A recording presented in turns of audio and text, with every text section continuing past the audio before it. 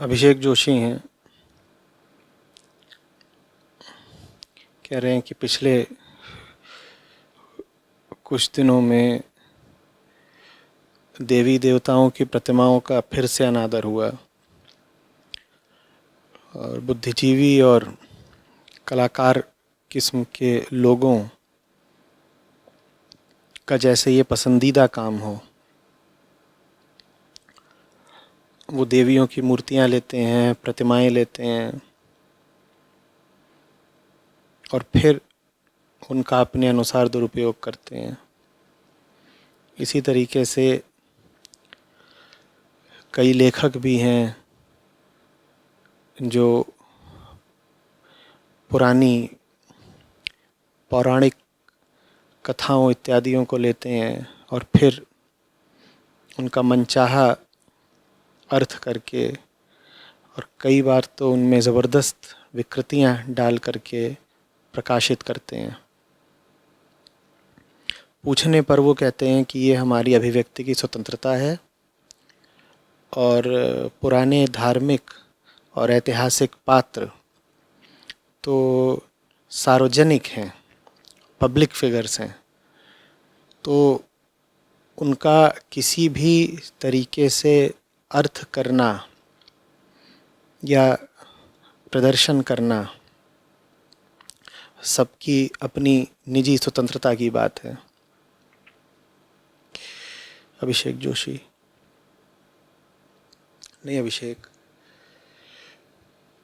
बात इसकी नहीं है कि अगर देवी देवताओं की मूर्तियों का किसी ने अपने मन के हिसाब से कुछ निरूपण कर दिया, चित्रण कर दिया या वर्णन कर दिया तो एक संप्रदाय की भावना को ठेस लगती है, इसलिए ये काम गलत है। नहीं, ये बात भावना की नहीं है, ये बात बहुत व्यवहारिक है, समझनी पड़ेगी। देखो, ये जितने भी धार्मिक पात्र हैं या पौराणिक चरित्र हैं, ये बड़ी सूक्ष्मता से, बड़े ध्यान से एक बहुत बड़े ऊंचे उद्देश्य के लिए रचे गए। ये पात्र यूं ही नहीं है। ये पात्र ऐसा नहीं है कि कोई ऐतिहासिक व्यक्ति ही था निश्चित रूप से, तो उसको लेकर के फिर कोई कालांतर में धार्मिक पात्र रच दिया गया। नहीं, ऐसा नहीं है। आदमी का मन एक जटिलता है। आदमी का मन अपने में ही गुत्थम गुत्था है, बहुत उलझा हुआ रहता है। उसको सुलझाने की विधियां हैं ये सब पात्र और देवियां और देवता और जितनी भी कहानियां और कथानक तुम जानते हो। जैसे कि आदमी की चेतना एक कमरे में बंद हो और उस कमरे पर एक ताला लगा हो या कई ताले लगे हों, तो ये जितने पुराने चरित्र हैं ये सब समझ लो कि अलग अलग तालों की कुंजियां हैं। अब जो कुंजी होती है, चाबी, वो बहुत एक बारीक निर्माण होती है, उसका मनचाहा उपयोग नहीं किया जा सकता। तुम कहो कि साहब ये चाबी है और इस चाबी का तो मैं अपने हिसाब से इस्तेमाल करूंगा, और तुम क्या कर रहे हो चाबी से? तुम चाबी से लिखने की कोशिश कर रहे हो, लिख थोड़े ही पाओगे, अपना ही बेवकूफ़ बनाओगे।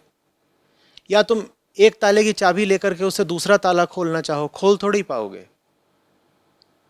या तुम उस चाबी का इस्तेमाल चम्मच की तरह करना चाहो, या तुम कहो कि मैं ये जो चाबी है इसको सर पे रख के फिरूंगा बिना इसका सही इस्तेमाल किए, ताला तो मैं इससे खोलूंगा नहीं, बस मैं इस चाबी को सर पे रख के फिरूंगा, तो भी वो चाबी तुम्हारे काम की नहीं रह जाएगी। तो हमें इस भ्रम से बाहर आना होगा कि राम का चरित्र है, कृष्ण का चरित्र है, या इतनी सैकड़ों हजारों पौराणिक कहानियां हैं,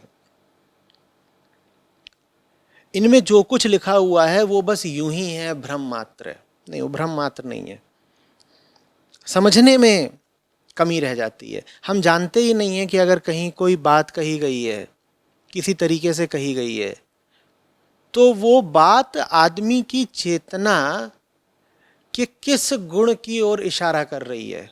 उस बात का हमारे जीवन से सीधे सीधे और गहरा संबंध है, पर वो संबंध हम समझ नहीं पाते। क्यों नहीं समझ पाते? क्योंकि वो जितनी भी बातें कही गई हैं उनका जो मूल आधार है वो वेदांत है। वेदांत से हमारा कोई परिचय नहीं। मैं बहुत बार पहले भी कह चुका हूं कि भारतीय दर्शन और अध्यात्म और धर्म, इनका मूल आधार उपनिषद है। पर उपनिषद हमने ना पढ़े, ना उपनिषदों से हमारा कोई परिचय। तो इसीलिए हमें फिर समझ में ही नहीं आता कि पुराण में कोई कहानी दी हुई है तो वो कहानी वास्तव में इशारा क्या कर रही है, क्या बोलना चाह रही है।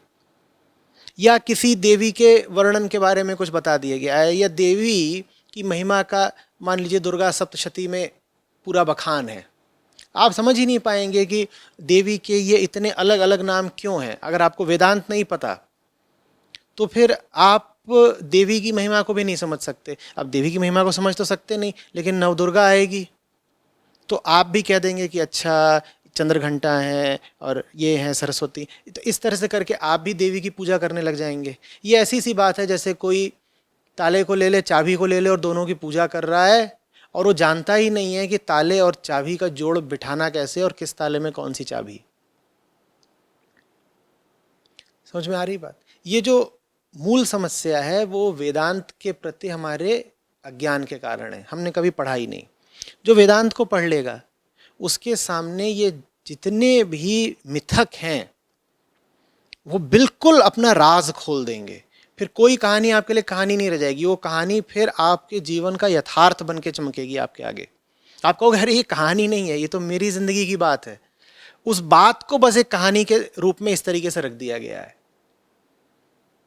आप समझ रहे हैं? और जब वो चीज आपको स्पष्ट नहीं होती है तो फिर आप इस तरह की बहकी बहकी बातें करने लगते हैं कि मैं तो देवी देवताओं की नग्न मूर्तियां बनाऊंगा या चित्र बनाऊंगा, मेरा मन है, मुझे वो ऐसे ही अच्छे लगते हैं।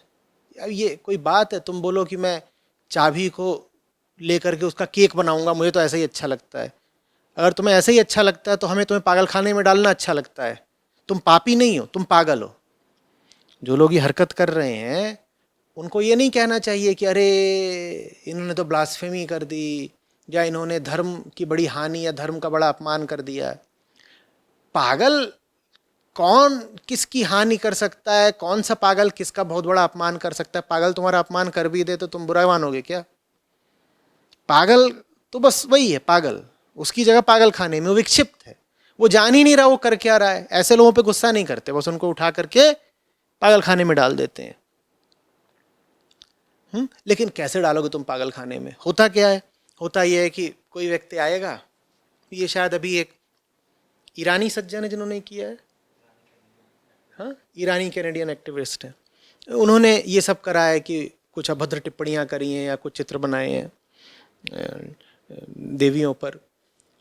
तो जब उधर से कुछ ऐसा आता है तो जो हिंदू मानस है वो तिलमिला उठता है। वो कहता है हमारे धर्म पर आघात हो रहा है, धर्म पर आघात हो रहा है। तिलमिला तुम इसलिए उठते हो क्योंकि तुम्हें खुद नहीं पता है कि ये देवी के जितने नाम हैं और जितने रूप हैं उनका वास्तविक अर्थ क्या है और उनकी जीवन में उपयोगिता क्या है। नवदुर्गा का मतलब हमारे लिए क्या हो गया? हमारे लिए फलाहार, कट्टू का आटा, और क्या होता है, सिंघाड़े, क्या सामान, और ये सब तो हमारे लिए नवदुर्गा का मतलब है। हम जानते भी हैं देवी का वास्तविक अर्थ, क्योंकि हमें नहीं पता। इसीलिए जब कोई उस पर कोई अभद्र टिप्पणी कर देता है तो हमें और बुरा लगता है। हमें खुद पता होता तो इन अभद्र टिप्पणियां करने वालों का हम कम से कम बुरा नहीं मानते। हम उन्हें पागल बोलते, पापी तो नहीं बोलते। और मैं नहीं कह रहा हूं कि तुम पागल को पागल बोल करके छोड़ दो। पागल को वो स्थान मिलना चाहिए जिसका वो अधिकारी है, और वो स्थान पागल खाना है। लेकिन जब तुम पागल को पागलखाने डालते हो और उस प्रक्रिया में पागल तुमको, मैंने कहा, गालियां वगैरह दे रहा होता है, तो तुम्हारे दिल पर चोट लग जाती है क्या? कोई पागल तुम्हारे घर के सामने से गुजर रहा है और मान लो उसने तुम्हारे देवी देवताओं पर कुछ अशोभनीय बातें बोल दी, तो तुम रोने लग जाते हो क्या? या तुम ये कहने लग जाते हो कि इस पागल को मार दूंगा और इसकी पूरी कौम को मार दूंगा? ये सब तो नहीं कहते ना, तुम्हें पता होता है मूर्ख है। लेकिन उसको तो मूर्ख तब बोलोगे ना जब पहले तुम खुद होशियार हो। तुम्हें खुद ही नहीं पता, अपने धार्मिक प्रतीकों से तुम्हारा परिचय गहरा है ही नहीं। हम नहीं जानते, उदाहरण के लिए, शिवलिंग का अर्थ। हम नहीं जानते कि मंदिर के घंटे का अर्थ क्या है, महत्व क्या है, शिल्प कैसा और क्यों है। हमसे कोई पूछे कि गर्भगृह की बनावट ऐसी क्यों होती है मंदिरों में, हमें नहीं पता होगा। हमसे कोई पूछे कि किन्हीं अवतार के या देवता के या देवी के 4 हाथ या 8 हाथ क्यों हैं, और उनके हाथों में जो भी वस्तुएं हैं या शस्त्र हैं या पुस्तकें हैं, उनका क्या अर्थ है, क्या महत्व है, क्या सिग्निफिकेंस है, तो हमें नहीं पता। कोई ब्रह्मा के सिरों के बारे में आपसे सवाल करे, आप नहीं बता पाएंगे। यही पूछ दे कि ब्रह्मा और ब्रह्म का अंतर बता दो, बहुतों को नहीं पता होगा। पूछ दिया जाए ब्रह्मा, ब्रह्म और हिरण्यगर्भ में संबंध क्या है बता दो, हमें नहीं पता होगा। अब कोई पागल आकर के कुछ टिप्पणी कर देगा, आपको बुरा लग जाएगा, क्योंकि आप खुद भी नहीं जानते थे। आपको पता होता तो आप यही कहते ना, अरे ये सही बात बोल ही नहीं रहा है।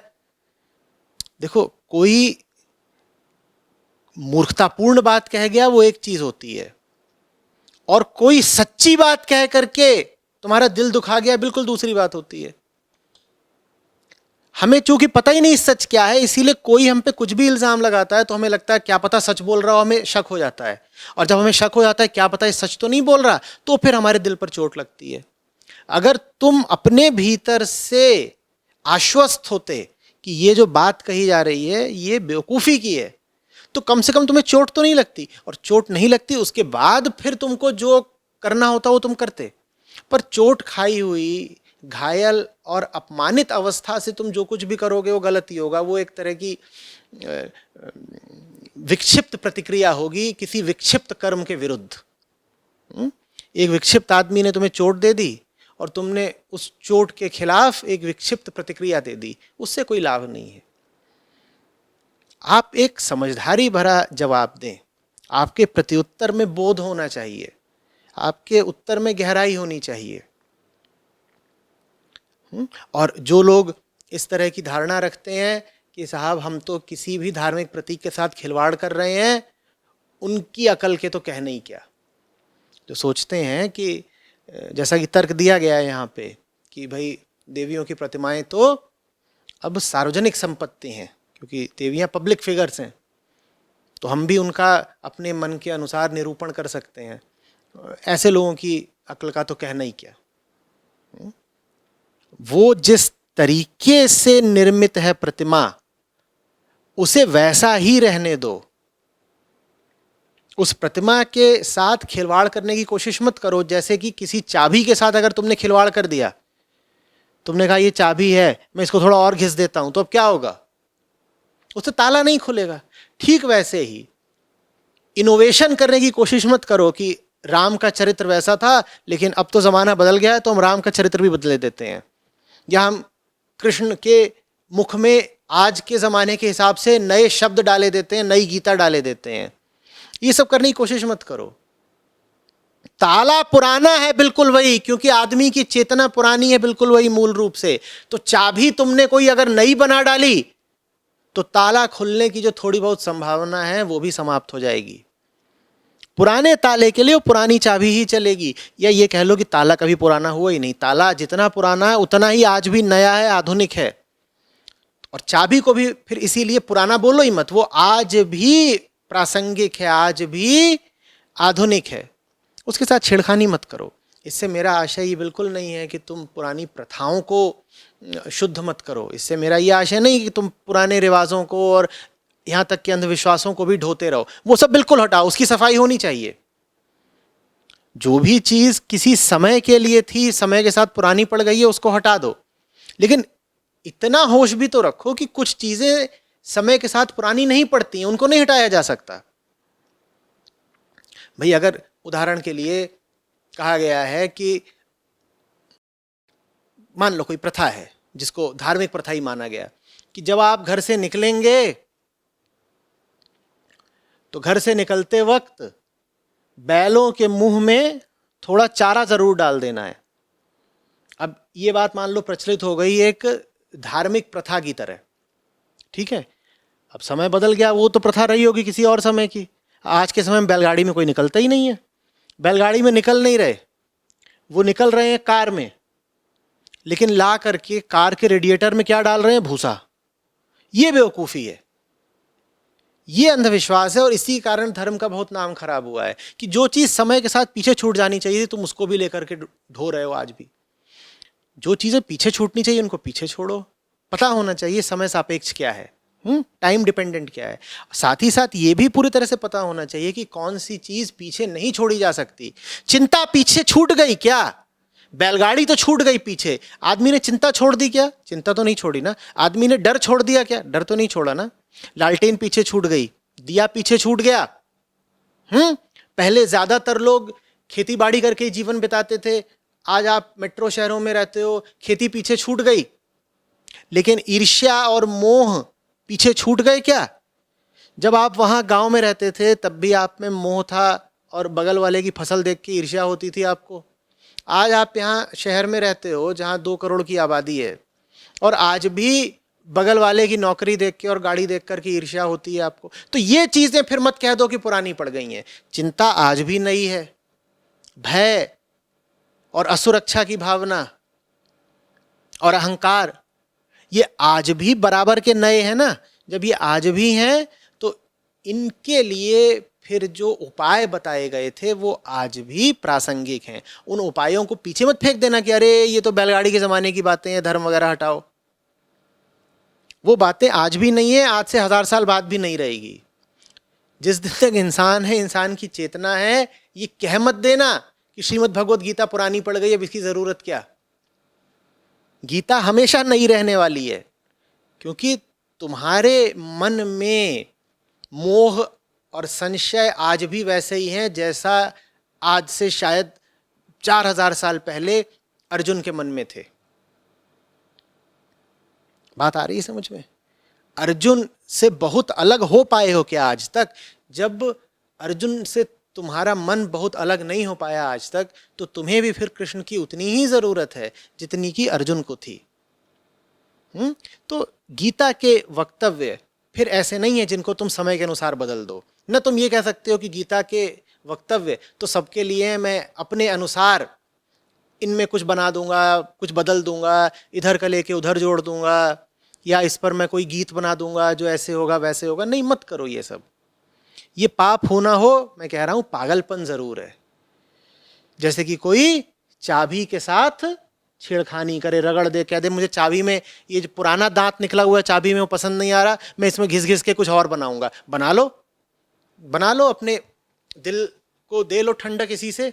बस वो चाबी अब तुम्हारे लिए अनुपयोगी हो जाएगी, किसी काम की नहीं रहेगी। ठीक है।